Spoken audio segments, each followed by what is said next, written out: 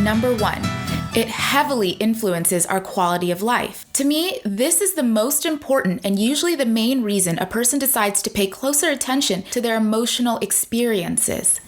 In a way, your emotional experience is your whole life. When someone asks you, "Hey, how's it been?" or in moments of personal reflection, you are reviewing how your life has made you feel and how you feel about life. Because it's not commonly taught, most people do not have a healthy or accurate understanding of emotions in themselves or others. Deliberately improving your emotional intelligence and emotional regulation will increase how often you feel positive emotions like contentment, joy, and ease. It will also give you the cognitive skills to recognize and root out the poor mental habits that increase negative emotional states such as frustration, anger, and sadness. Isn't it worth the time and effort to learn skills that directly help ease your psychological pain and support your ability to enjoy life, especially if it means the direct circumstances of your individual life don't even have to change at all? Emotions are at the core of human experience.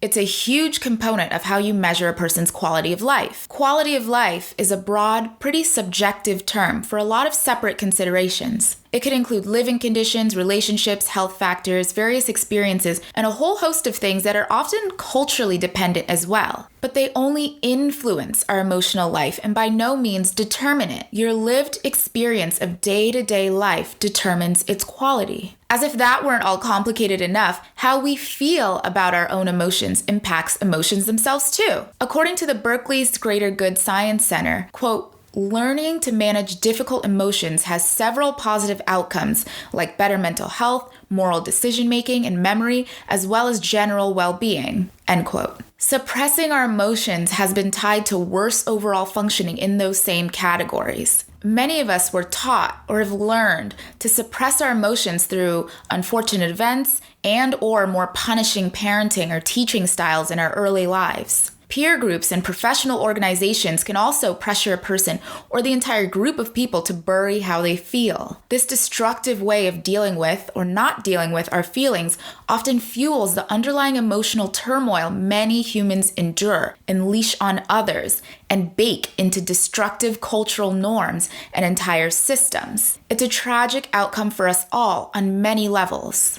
Note, emotional suppression is very different from emotional maturity or self-control, which allows a person to accept and feel the difficult emotion while choosing to express it in an appropriate way. Paying attention to your inner life and building the skills of emotional intelligence and regulation are sure paths to greater satisfaction and well-being for yourself and everyone you come into contact with. Psychological traumas and personal inexperience dealing with painful emotions can make this unfamiliar and very unpleasant work. Like learning any deeply useful but complex skill, it develops over time and practice and takes much longer to feel natural than most of us would like. It is always a worthwhile pursuit. Emotional intelligence and regulation pays dividends, sometimes literally.